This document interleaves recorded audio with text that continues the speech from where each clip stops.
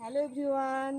তো দেখো আমরা কোথায় চলে এসেছি, সুন্দরবনের ঝড়খালিতে, যেখানে ঝড় নেই, শুধু বৃষ্টি।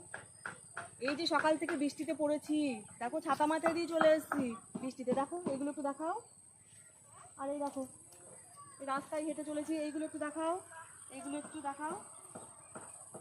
তবে প্রাকৃতিক সৌন্দর্য অপূর্ব, এটা মানে বলার ভাষা রাখছে না।